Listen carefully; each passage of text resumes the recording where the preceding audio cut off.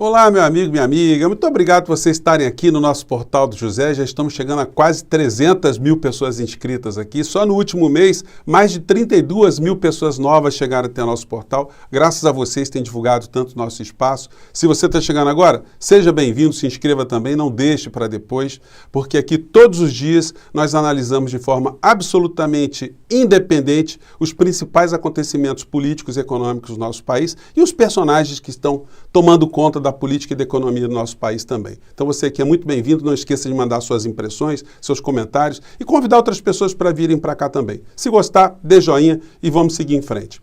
Gente, esse final de semana, com esse acontecimento envolvendo o ministro Cássio Nunes, que cometeu um ato ilegal, na minha visão, e eu vou explicar por que ele cometeu esse ato ilegal, por que ele tem que ser responsabilizado, o que nós podemos fazer em relação a isso.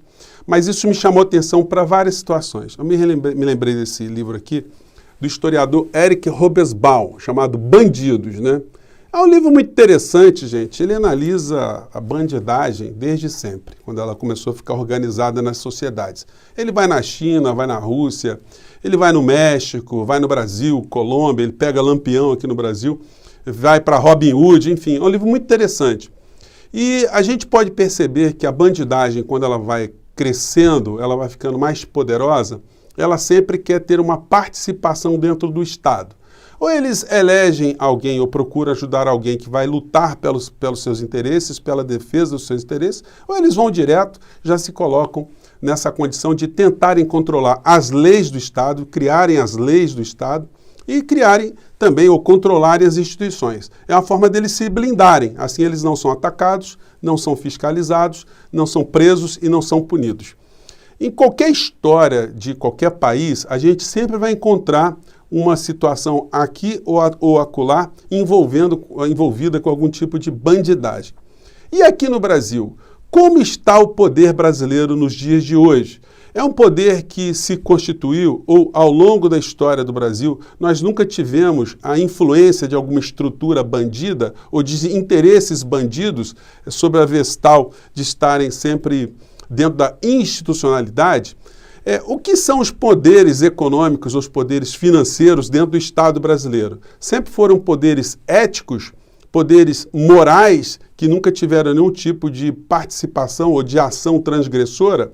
E hoje no Brasil, essas instituições estão presentes, existem outras instituições bandidas que têm algum tipo de influência dentro do Estado brasileiro?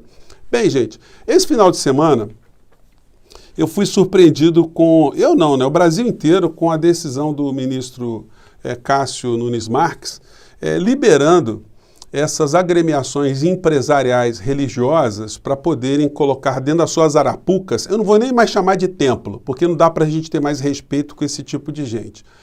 Esses espaços são arapucas, onde os fiéis são recebidos para serem expoliados. Essa é a única explicação, gente. Não me venha dizer que o cara, para professar a fé dele, tem que ir presencialmente no templo, porque hoje essas instituições são tão poderosas que elas têm rádios, têm programas na internet, eles têm canais no YouTube, eles se comunicam de todas as formas, não é necessário o cidadão estar presente, exceto para dar uma contribuição física. Será que eles têm receio das contribuições eletrônicas, por cheque, por cartões de crédito, serem rastreadas? É melhor sempre operar com dinheiro vivo? E não é por outra razão que, alguns anos atrás, a Polícia Federal apreendeu alguns aviões repletos de sacos de dinheiro recolhidos em cultos, de uma maneira geral? Então, gente, a gente não pode dizer que são estruturas absolutamente íntegras, éticas, morais, porque eles estão cada vez mais dentro do Estado brasileiro. E eles vão ampliando esse poder de uma tal forma que eles querem agora controlar o Supremo Tribunal Federal. E o ministro Cássio Nunes Marques disse bem ao que ele está vindo. É um ministro que deu uma decisão favorecendo essas agremiações empresariais religiosas com fundamento na Constituição? Absolutamente não. Esse é meu entendimento de várias pessoas com quem eu já conversei sobre direito constitucional. E por isso eu fiz um ofício hoje dirigido ao presidente da OAB Federal, Felipe Santa Cruz, para que ele entre com uma representação, se ele entender que os argumentos que eu apresentei estão corretos, né, contra o ministro ministro do STF, o Cássio Nunes Marques. Por quê? Porque ele prevaricou no meu entendimento. O que é prevaricar? É alguém cometer o crime para atender um benefício pessoal ou de terceiros. Do que eu estou falando exatamente? Vamos pegar um exemplo aqui bem fácil para a gente poder entender. Se você quiser ajuizar uma ação contra qualquer pessoa, qualquer grupo, ou defender qualquer direito, você vai ter que contratar um advogado. Se você simplesmente escreve um documento e leva até um magistrado, ele não pode dar encaminhamento a essa petição tua e criar uma ação, porque falta um princípio fundamental. Falta a representação, você está representado por um advogado. A legitimidade postulatória, a legitimidade para você entrar em juízo. O ministro do Supremo Tribunal Federal, ele pode desconhecer isso? Ele pode receber uma petição de uma pessoa que não tem competência, não está legalmente habilitada para isso e dar seguimento a essa ação como se nada tivesse acontecendo? O ministro pode alegar a ignorância do direito? Ao cidadão comum nós não temos esse direito, ninguém pode se excusar, ninguém pode alegar que cometeu um delito porque não conhecia a lei. Isso não é motivo justo para inocentar uma pessoa. E o ministro da Suprema Corte, ele pode fazer isso? Como é que ele pode ignorar que, constitucionalmente, uma entidade que não tem condição para representar sobre assunto nenhum está habilitada para fazer isso? Gente, a Constituição Federal, ou a Suprema Corte em qualquer estado no planeta, né, é criada para cuidar de conflitos da mais alta relevância, conflitos que ofendem a Constituição. Essas instituições não podem ser banalizadas, a pessoa entrar junto ao Supremo Tribunal Federal com uma briga entre vizinhos, com uma disputa de um objeto, uma briga de galo, sei lá, uma coisa que não mexa com a Constituição Federal. Então, é para isso que a Constituição brasileira criou um rol, um grupo específico de pessoas ou de entidades que podem entrar com ações arguindo constitucionalidade e inconstitucionalidade. E por isso essa associação de juristas evangélicos não tem essa legitimidade. E o ministro não podia ignorar isso, porque senão, gente, eu monto aqui também com vocês uma associação de youtubers, uma associação de advogados formadores de opinião dentro de redes sociais. E aí a gente fica legitimado também para entrar com ações. Se eu montar, por exemplo, uma associação de advogados terraplanistas, nós estaremos legitimados?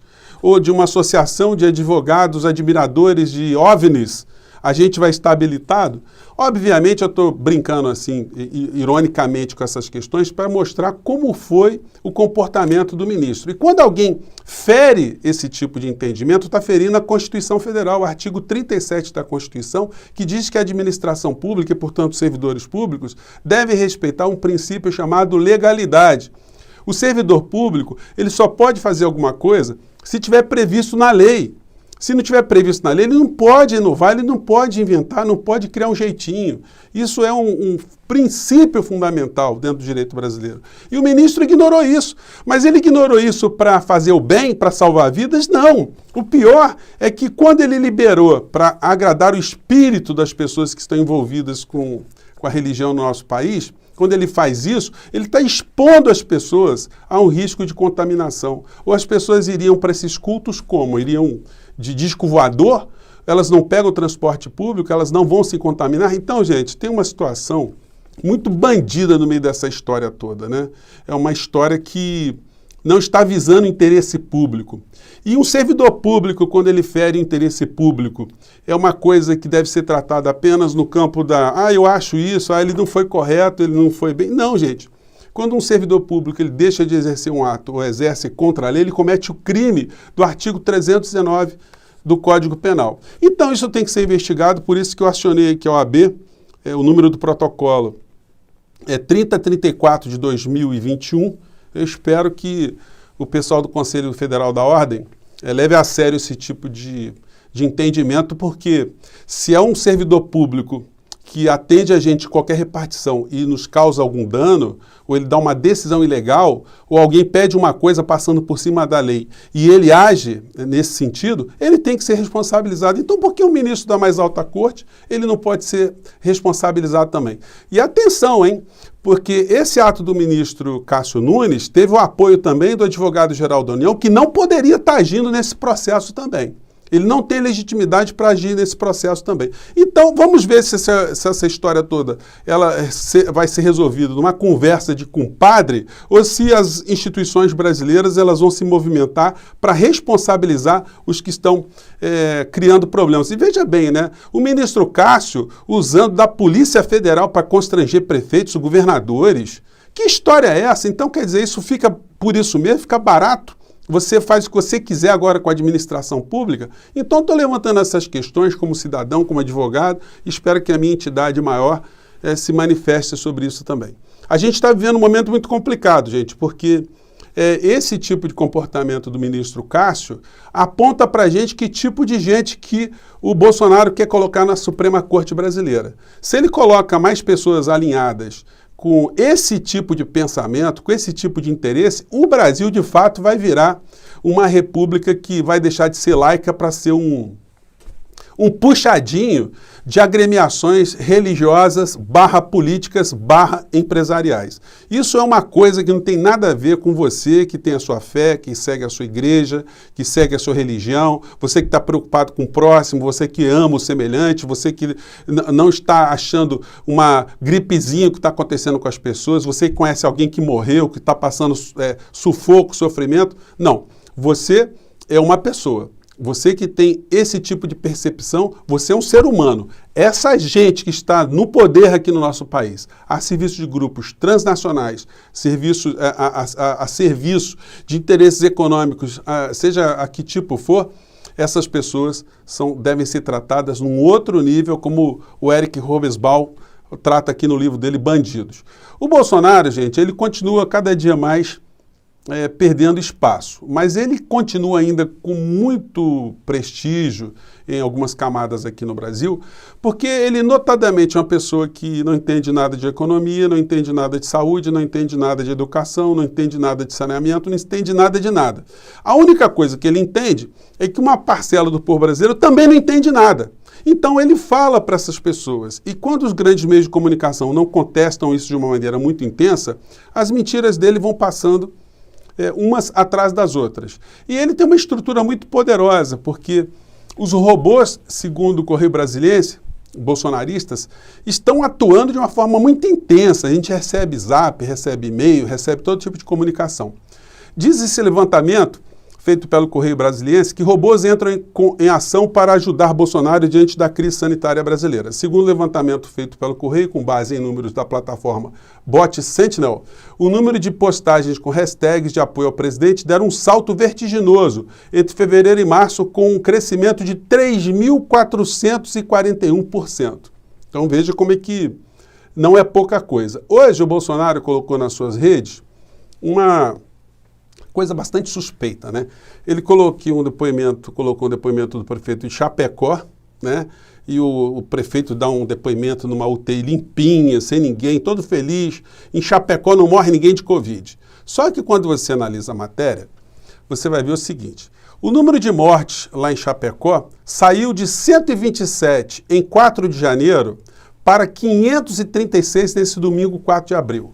Nos últimos 3 meses, portanto, morreram 409 pessoas no município, quase 4 vezes mais do que o total de mortes por Covid entre 19 de março a dezembro de 2020. No entanto, o prefeito dá uma declaração fazendo propaganda do tratamento precoce como se nada tivesse acontecido lá em Chapecó. Chapecó virou assim a meca das pessoas sem Covid.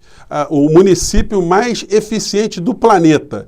E se o Bolsonaro está elogiando o indivíduo, por que o Bolsonaro nunca ajudou a controlar, nunca se meteu nessa questão, nunca coordenou algum tipo de esforço para que a gente tivesse esse milagre chapecoense que ele está apresentando nas redes, e a gente está vendo agora que é uma fala mentirosa, é uma fala que engana. Ele aparece numa entidade ali sem nenhum leito ocupado, mas nesse momento que a gente está conversando aqui, tem 139 pessoas em estado grave em UTI lá em Chapecó. Então, gente, é esse tipo de bandidismo intelectual, bandidismo político que a gente está enfrentando todos os dias aqui no nosso país. Engraçado como é que essa gente ela é tão tapeada, né? A gente vai ver nesse pessoal bolsonarista, eles acham que o Bolsonaro está fazendo um Brasil acima de tudo, que o Brasil está sempre acima de tudo. E que Guedes, portanto, é uma figura que estaria dentro desse pensamento, e os militares brasileiros também, né? Só quando você coloca a lupa, você vai vendo que a cada dia, por exemplo, a China, né, que eles tanto atacam, a cada dia compra mais ativos, mais empresas e mais infraestrutura aqui no nosso país. Nesse canal aqui chamado Energia, que fala com você, que é um site especializado em questão energética, eles estão mostrando aqui que os chineses estão reforçando a cada dia investimentos em energia aqui no nosso país. Eles já têm mais de 18 empresas hoje aqui de energia elétrica e estão para comprar a empresa de saneamento básico aqui do Rio de Janeiro. Então vocês vejam só, é uma empresa estatal chinesa comprando empresas de serviço público aqui no nosso país. Daqui a pouco, quando a gente for discutir energia aqui no nosso país ou discutir água, a gente vai ter que pegar um avião para ir para Pequim, para conversar com os donos, né? Aqueles que estão cobrando as tarifas aqui no nosso país. Alguns jornais têm dado destaque a essa questão do Cássio Marques, né? Essa coluna aqui do Leonardo Sakamoto diz que, ao liberar igrejas, Nunes Marques ajuda fiéis a encontrarem seu Criador. E como eu tenho dito a vocês, né, são ações que vão ser, uma ação que vai ser derrubada pelo Supremo Tribunal Federal. O Nunes Marques vai ser humilhado novamente, mas eu acho que não basta ele ser só humilhado, como eu tenho enfatizado com vocês. Ele tem que ser responsabilizado judicialmente. Porque não é possível, volto a frisar, né, que ele não saiba o que ele fez, né, que ele tenha feito. E para finalizar aqui o capítulo bandidismo no governo Bolsonaro, a Polícia Federal está se dando agora com uma questão envolvendo o ministro do Meio Ambiente, né, ministro entre aspas. A matéria aqui da Folha diz: na Polícia Federal não vai passar boiada, diz chefe da Polícia Federal no Amazonas após críticas de Salles. O que aconteceu, gente? A Polícia Federal fez uma apreensão gigantesca de madeira ilegal. Os caras que foram presos lá e a mercadoria que foi presa não tem nenhum tipo de documento e o Salles viajou para lá para tentar aliviar a barra dessas figuras que a gente pode dar que tipo de nome para a gente que faz desmatamento ilegal. Está aqui, ó, a galera da bandidagem. Então, gente, muito obrigado por vocês estarem aqui. Enquanto nós tivermos aqui esse espaço aqui, nós vamos falar dessas criaturas que estão assaltando o povo brasileiro, assaltando a nossa pátria e assaltando, sobretudo, as pessoas que estão achando que o Brasil está acima de tudo. O Brasil está muito abaixo dos interesses dessa gente. Eu fico por aqui mais uma vez. Um grande abraço e até o nosso próximo encontro, gente.